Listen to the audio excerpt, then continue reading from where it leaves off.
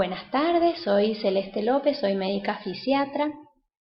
En esta oportunidad vamos a hablar sobre una población especial que es la población pediátrica, ¿sí?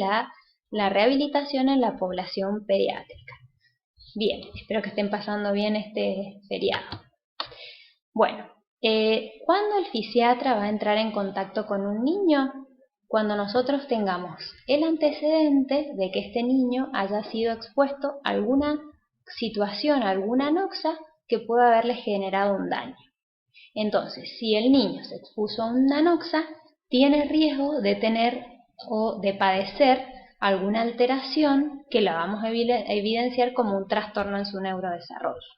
Entonces, muchas veces nosotros tenemos un diagnóstico prenatal, como por ejemplo cuando un niño tiene un mielomeningocele, o cuando la mamá, por ejemplo, sufrió un traumatismo y condicionó una lesión en el niño, pero otras veces esta anoxa aparece durante el parto, por ejemplo por una asfixia perinatal, o al nacer cuando el niño tiene algún diagnóstico por sus fases, por ejemplo, de algún síndrome, ¿sí? Entonces, todos estos niños van a ameritar una evaluación para ver cómo se encuentran en relación a las pautas, digamos, de desarrollo habitual. Si el niño tiene alguna alteración en estas pautas, inmediatamente nosotros tenemos que plantear el inicio de una terapia para preparar o para ir, digamos, moldeando el desarrollo para que sea lo más cercano a la normalidad.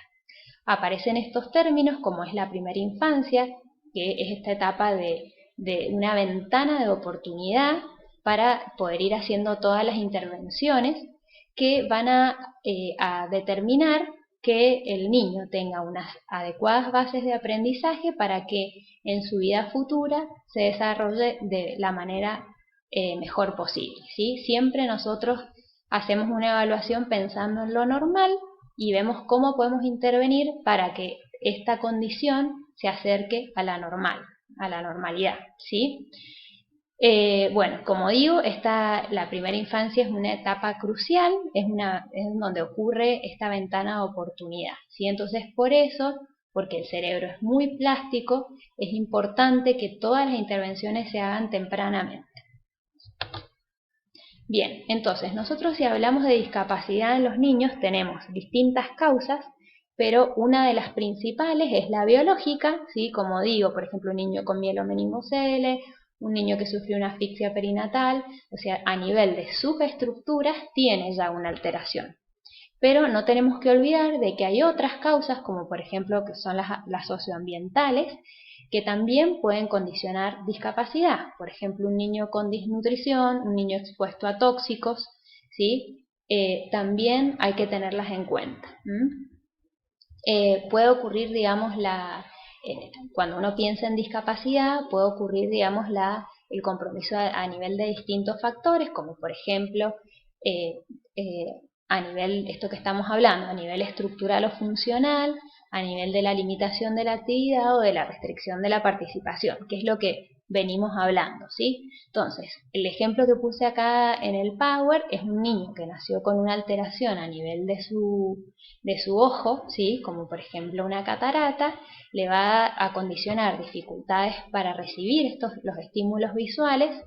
Eso a futuro va a condicionar una dificultad para interactuar con los demás, para desplazarse, para leer y cuando tenga que vincularse en la sociedad, que a eso hacemos referencia con restricciones en la participación, tendrá dificultades para insertarse a nivel de la escuela, ¿sí? Si estamos hablando, por ejemplo, con un niño con un mielomeningocele, que es esta malformación que ocurre a nivel del sistema nervioso central, en donde no se cierra las membranas de la médula y quedan descubiertas, bueno, tendrá este niño una limitación, por ejemplo, para mover sus extremidades inferiores, sus miembros inferiores. Entonces este niño, de acuerdo al nivel claramente, tendrá dificultades para caminar y a nivel de la participación tendrá dificultades para insertarse en un equipo deportivo, ¿sí? Entonces puede ser que nosotros tengamos una deficiencia, pero gracias al tratamiento podamos ir resolviendo las limitaciones en las actividades y la restricción en la participación. Entonces, si nosotros tenemos un niño que tiene cataratas, puede ser que hagamos un entrenamiento para que este niño pueda usar, por ejemplo, un bastón, ¿sí? Sepa leer braille, entonces la actividad, como por ejemplo moverse o desplazarse, la va a poder hacer sin dificultades y la inserción en la escuela también va a poder suceder, ¿sí? Entonces, el desafío como fisiatras es ver cuáles son las limitaciones en el funcionamiento que tiene un niño para poder ir haciendo distintas compensaciones o buscando distintas estrategias que no restrinja su capacidad ni su participación. Bien, obviamente que el niño con discapacidad va a ser el que tenga un compromiso en alguna de sus habilidades funcionales, como por ejemplo motoras, intelectuales, mentales, sensoriales, ¿sí? Bien, la etapa del desarrollo es una etapa muy dinámica, ¿sí? En donde van progresando los niños de una menor a una mayor independencia, que van adquiriendo habilidades y que están condicionadas por hitos, ¿sí? Que de esta manera nos permite a nosotros definir, bueno, cuáles destrezas o habilidades o pautas tienen que estar incorporadas hasta una cierta edad, ¿sí? Sí, hasta un cierto tiempo desde el nacimiento. Y obviamente que van a haber, digamos, márgenes que también van a ser considerados como normales. Entonces, como fisiatras, ¿qué es lo que tenemos que hacer? Lo que venimos hablando hasta recién, promover el desarrollo de los niños a través de distintas modalidades, ¿sí? A través de distintas intervenciones, detectar tempranamente cuál es su compromiso, ver cómo podemos hacer tempranamente la intervención, hacer la prestación de servicios, seguimiento y evaluación, porque nosotros haremos una evaluación inicial, iremos viendo cómo va respondiendo el niño a las distintas intervenciones y también a el paso de su vida, ¿no? Entonces, acá traemos nuevamente cómo realizar la historia clínica. Vamos a seguirle el mismo paso a paso que el que seguíamos con la historia clínica que hablamos para adultos. Indagar cuál es el motivo de ingreso, o sea, por qué esos padres están consultando o por qué nos realizan la derivación. Hacer a nivel de la enfermedad actual, una historia cronológica de cómo fue presentándose esta complicación, cómo ha repercutido a nivel del desarrollo del niño, de su funcionamiento y qué tratamientos ha realizado previamente. Posteriormente veremos los antecedentes perinatológicos, está bien, como para indagar sobre, bueno, cómo fue el embarazo de este niño o niña, qué antecedentes tenemos durante el embarazo, los controles, qué número de embarazo es, cuántos partos ha tenido la mamá, abortos, cesáreas, si el embarazo tuvo, como les decía, los controles ecográficos, si la mamá fue fumadora, tomó alcohol, estuvo expuesto a algún traumatismo, cómo fue el parto y una vez que nació, la edad gestacional, el peso, el Apgar y la reanimación. Toda esa información nos va a ir generando una idea de cuáles son las condiciones a las que estuvo expuesto ese niño. Bien, de acuerdo a la edad gestacional, esto es la diferencia que tiene por ahí la historia clínica en un niño en relación al adulto, y es que todo va a ser en función de la edad gestacional que tenga ese niño, de los hitos que tiene que haber, o digamos, de las habilidades que tiene que haber adquirido y de lo que nosotros podemos observar en ese momento, ¿sí? Entonces, de acuerdo a la edad, vamos a ver cuáles son los hitos que ya deberían de estar presentes y si no, cuáles son los hitos que adquirió, ¿sí?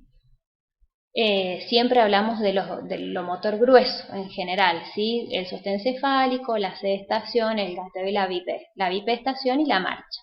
Y claramente vamos a ver el lenguaje, que nos va a hablar de lo intelectual, el control de esfínter y a qué edad sucedió cada una de estas adquisiciones.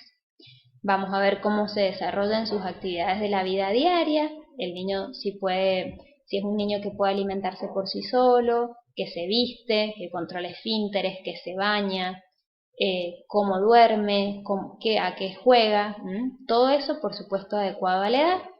Los antecedentes, familiograma, enfermedades genéticas, bueno, y a nivel de lo socioambiental veremos si es un niño escolarizado, a qué tipo de escuela va, cómo son las características de su casa, si tiene acceso a servicios y si tiene obras sociales. Entonces, una vez que nosotros nos encontremos con este niño, lo que vamos a hacer inicialmente es tratar de establecer un vínculo, ¿sí? Tratar de mirarlo, de que el niño nos mire también a nosotros, de que podamos, digamos, iniciar o percibir que ese niño va a permitir que nosotros lo podamos evaluar. En líneas generales, siempre hay que tratar de que el niño haya comido previamente, de que haya pasado por lo menos una hora de la alimentación, de que el niño esté despierto, tranquilo, ¿sí? Porque si no va a ser muy difícil poder definir si lo que estamos observando tiene que ver con un estado de irritabilidad o con una condición particular. Entonces, inicialmente tratamos de establecer un vínculo, de que el niño nos mire, de que se sienta tranquilo con nuestra presencia. Entonces, ahí que vamos a ver cuál es su nivel de alerta, de su nivel de vigilancia, ¿sí? Esto claramente va a ser, como repito muchas veces, dependiente de la edad de este niño. Si nosotros estamos con un recién nacido, es probable que ese niño esté dormido o que, digamos, como que logremos establecer una evaluación en el momento de su vigilia, pero que sea un niño que permanezca dormido muchas horas o que sea difícil de despertar. Entonces, inicialmente vamos a ver su nivel de alerta, que acá está escrito como vigilancia. Vamos a ver cómo se conecta con nosotros, si nos mira, si nos sonríe, si responde a lo que nosotros, algún tipo de sonido que generemos. ¿Qué respuesta tiene a nivel de el lenguaje? Si hace algún tipo de sonido o si no. A nivel social, cómo se vincula con nosotros, si sonríe, si no, o si rechaza el contacto con nosotros.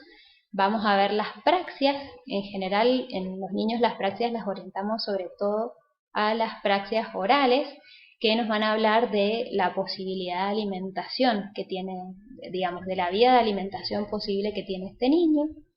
Vamos a ver cómo es la movilidad activa, que a esto hacemos referencia a la movilidad espontánea que tenga el niño, y la movilidad pasiva, que, a ver, acá corro un poquito esto,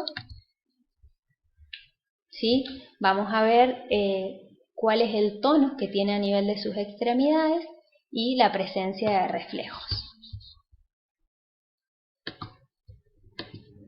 Bien, acá yo he dejado, y les voy a dejar en el Power, para que ustedes vayan viendo en cada uno de los trimestres cuáles son las respuestas que nosotros esperamos para cada trimestre.